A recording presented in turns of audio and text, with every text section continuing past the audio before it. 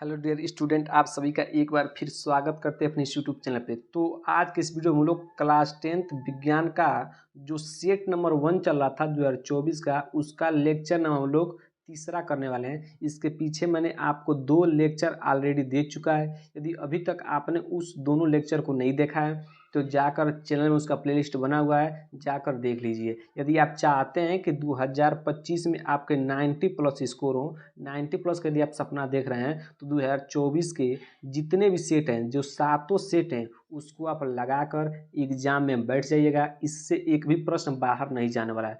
Most wanted question होते हैं, previous year question है, आपको जरूर तैयार कर लेनी चाहिए।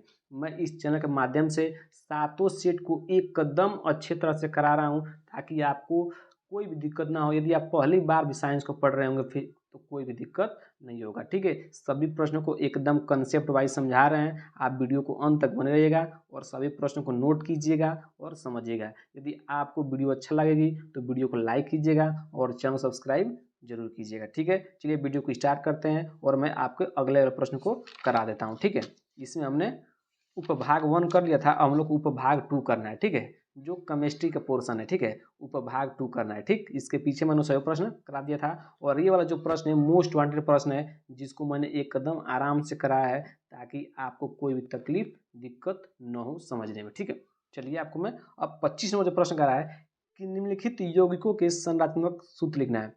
संरचनात्मक सूत्र लिखना है किसका? पहला एथनोइक अम्ल, मेथेनॉल या 1 क्लोरोप्रोपेन, चौथा है नाइट्रोमेथेन। तो चलिए एकदम आराम से समझाता हूँ ताकि आपको कोई भी दिक्कत ना हो। ठीक है, पहला क्या दिया आपको? पहला दिया आपको, ध्यान समझिएगा यहाँ पर, पहला दिया है एथेनोइक अम्ल। तो देखिए कैसे संरचनात्मक सूत्र बनाते हैं, पहला देखिएगा। ठीक है, एथेनोइक अम्ल, मेथ एथ, एथ का मतलब होता है 2 कार्बन। एथ का मतलब क्या होता है? 2 कार्बन। 2 कार्बन बना लीजिए। ठीक, 1 कार्बन 2 कार्बन। ठीक, और कार्बन की संयोजकता कितनी होती है? 4। ठीक है, तो इसको 4 मतलब इसकी संयोजकता पूरा कर दिए। कैसे करते हैं? हाइड्रोजन लगा दीजिए, एक यहाँ पर हाइड्रोजन, एक यहाँ पर हाइड्रोजन और एक यहाँ पर हाइड्रोजन। 4 4 हो गया। ठीक, अब यहाँ क्या करेंगे?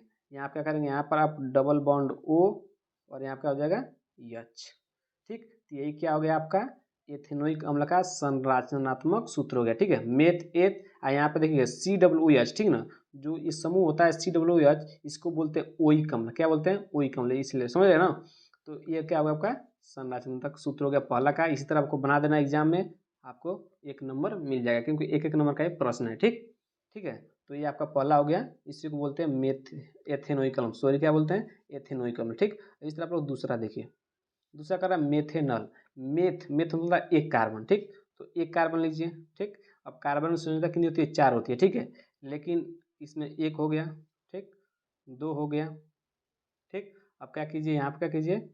यहाँ पर डबल बॉन्ड O कर दीजिए। ठीक, ये क्या आपका क्या हो गया? मेथेनॉल हो गया। ठीक ना, इसी को क्या बोलते हैं? मेथेनॉल। ठीक, ये क्या होता है? मेथेनॉल। सी कार्बन के 2 हाइड्रोजन जोड़ दिए और डबल बॉन्ड O जोड़ दिए। ठीक ना, इसमें कौन समूह है? CHO समूह है। ठीक है ना, समझ रहे ना, कोई दिक्कत नहीं होगा। तो ये आपका हो गया मेथेनॉल। ठीक, दूसरा हो गया। अब तीसरा देखिए, तीसरा क्या है? 1 क्लोरोप्रोपेन। 1 क्लोरोप्रोपेन, प्रोप में से होता है 3 कार्बन, तो आपको 3 कार्बन बनाना चाहिए। ठीक है, देखिए यहाँ पर कैसे बना, ध्यान समझिएगा। 1 कार्बन 2 कार्बन और 3 कार्बन। ठीक, सिंगल बॉन्ड से जोड़ दीजिए क्योंकि एन लगा है, प्रोपेन एन लगा है ना, तो एक एक सिंगल बॉन्ड से जोड़ दीजिए। ठीक, अब क्या कीजिए? पहला पर क्या है? क्लोरीन है, क्योंकि क्या है ना 1 क्लोरो, क्लोरो मीन्स क्लोरीन। ठीक, तो एक इस पे यहाँ पे लगा दीजिए, Cl लगा दीजिए।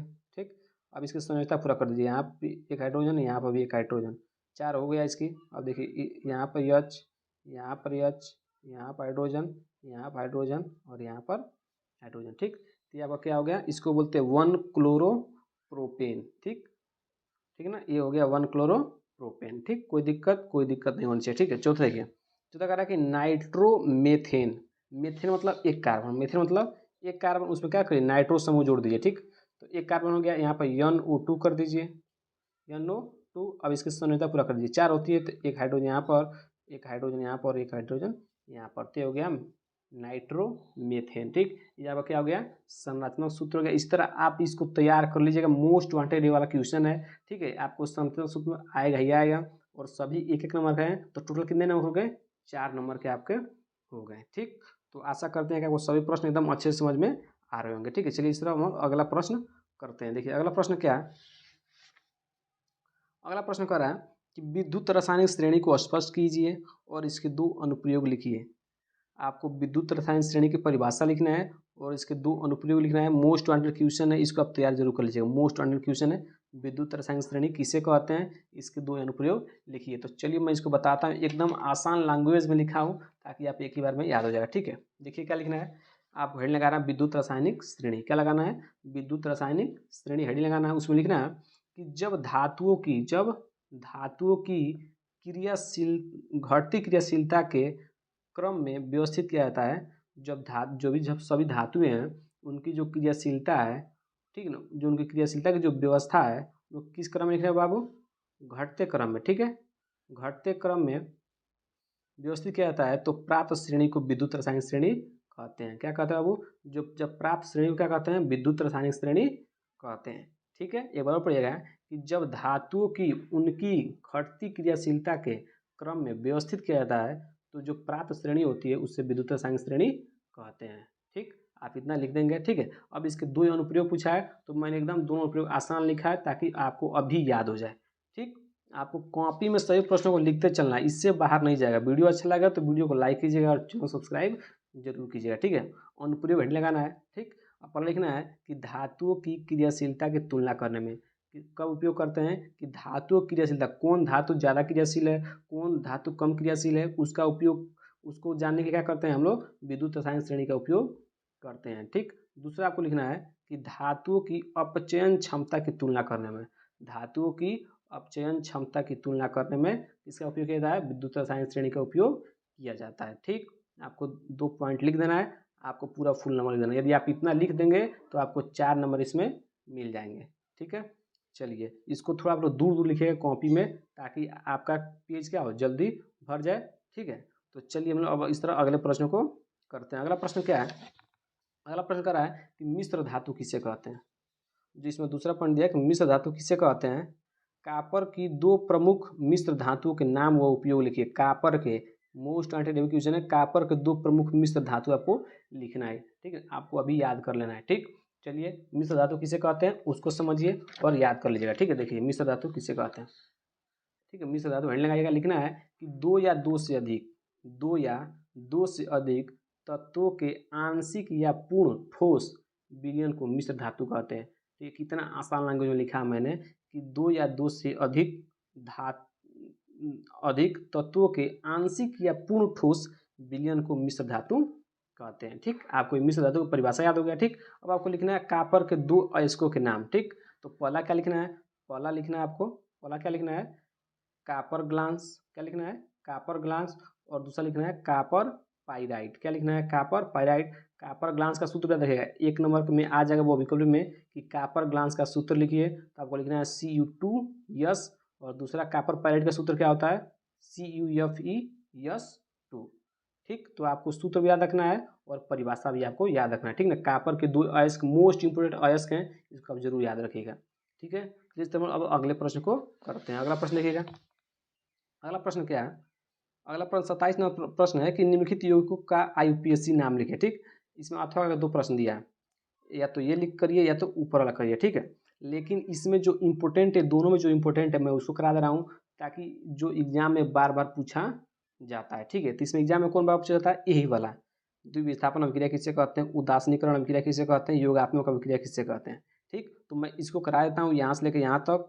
ठीक है, आपको मैं इसको बाद में करा दूंगा। ठीक है, आगे बहुत सेट में सब रिपीटेड क्वेश्चन है उसको मैं करा दूंगा। ठीक है, तो ये भी 27 नंबर देखिएगा कि जो प्रश्न ये वाला है कि निम्नलिखित यौगिकों का IUPAC नाम लिखिए। ठीक है, तो इसको मैं भी करा देता हूँ। ठीक है, पहला जो है इसको, इसका IUPAC नाम क्या होगा, HCHO का IUPAC नाम क्या होता है, क्या होता है, मेथेनॉल। क्या होता है, इसको मेथेनॉल बोलते हैं। देखिए ऊपर अभी हमने मेथेनॉल का संरचनात्मक सूत्र लिखा है ना, तो इसी को क्या बोलते हैं, मेथेनॉल। इसका क्या नाम हो जाएगा, मेथेनॉल, लिख लीजिएगा मेथेनॉल। ठीक, इसका IUPAC नाम क्या होता है, मेथेनॉल। ठीक, अब आप लोग अगला देखिए, दूसरा देखिएगा, इसमें को कार्बन है 1 2 3, तो मेथ एथ प्रोप, 3 कार्बन के लिए प्रोप, और डबल बॉन्ड है तो लिखेंगे प्रोपीन। क्या लिखेंगे, प्रोपीन। ठीक, तो इसका नाम क्या हो जाएगा, प्रोपीन। क्या हो जाएगा, प्रोपीन। ठीक, चलिए अब बाकी ये वाला प्रश्न आप लोग खुद कर लीजिएगा। ठीक, बाकी मैं इस वाले प्रश्न को करा देता हूँ कि निम्नलिखित पर संक्षिप्त टिप्पणी लिखिए।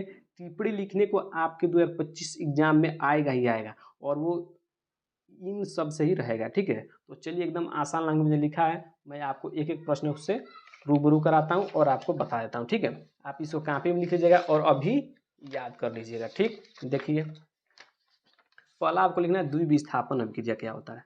द्विविस्थापन अभिक्रिया को लिखना है, ठीक है, कि द्विविस्थापन अभिक्रिया क्या होती है, ठीक। लिखना है कि वे अभिक्रियाएं जिनमें अभिकारकों के बीच आयनों का आदान प्रदान होता है उन्हें द्विविस्थापन अभिक्रिया करते हैं।